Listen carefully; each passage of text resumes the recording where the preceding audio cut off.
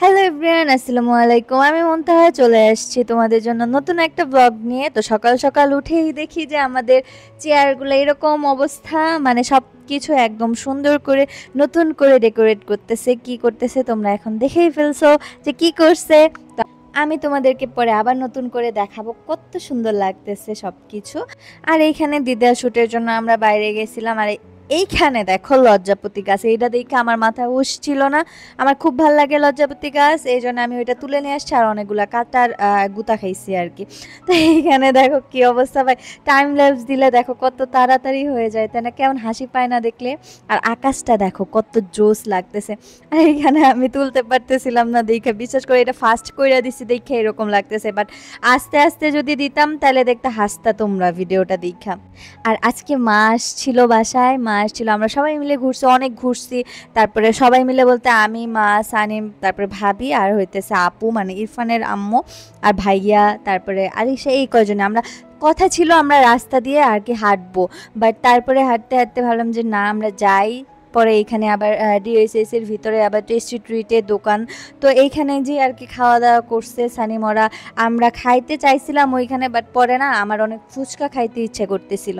পরে মারে বললাম যে না মা, আসো বাইরে যাই, ফুচকা খাবো। পরে মা হচ্ছে ফুচকা খাওয়াইতে নিয়ে আসছিল।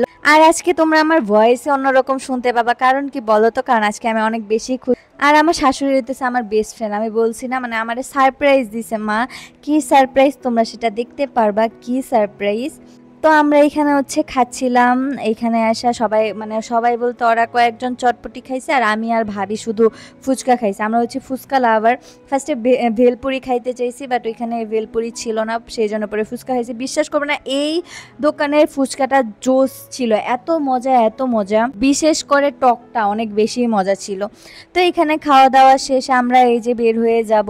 আর ভাবছি যে ভাই এইখান থেকে এইখানে রাস্তা কমই হবে, আমরা গাড়িতে জ্যাম থাকে সেই জন্য অনেক দূরে মনে হয়, বাট হাইটা আসলে অনেক তাড়াতাড়ি।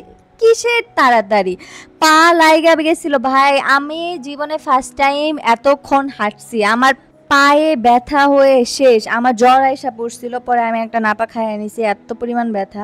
আর এই তো দেখো চেয়ারগুলা কত সুন্দর লাগতেছে, এইগুলা রিপেয়ার করার পর আসলে নতুন করে সব কিছু ডেকোরেট করলে না ওই জিনিসটা লুকই চেঞ্জ হয়ে যায়। তা এইটা না দেখে আমি এটা না দেখলে আসলে আমি বুঝতাম না। তো আমাকে মা কি সারপ্রাইজ দিছে সেটা হচ্ছে, মা আগের দিনে আমাকে বলতেছে যে তোমার জন্য একটা সারপ্রাইজ আছে, সারপ্রাইজ আছে।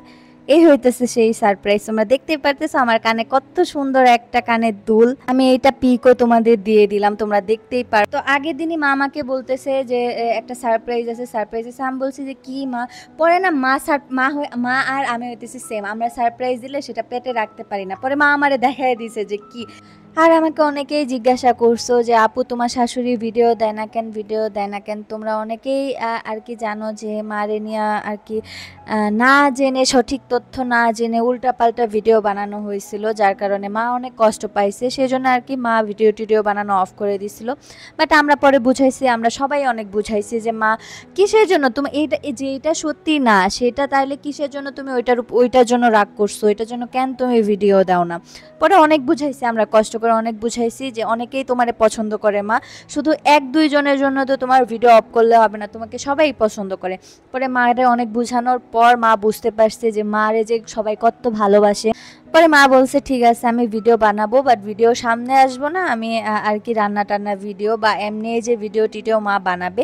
তো তোমরা মার ভিডিও তোমরা দেখতে পারবা ইনশাল্লাহ খুব তাড়াতাড়ি। আর সব কিছুই ডিলিট করে দিছিল, সব কিছুই ডিলিট করে দিছিল। পরে আবার সব কিছুই আমরা ঠিক করে দিছি, সব কিছু ভাইয়া ঠিক করে দিছে। তারপরে যাই হোক মা বুঝতে পারছে যে কেন শুধু শুধু মা কষ্ট পাইতেছে নিজে নিজে একা একা, যে এটা সত্যি না সেটার জন্য কেন মা কষ্ট পাবে।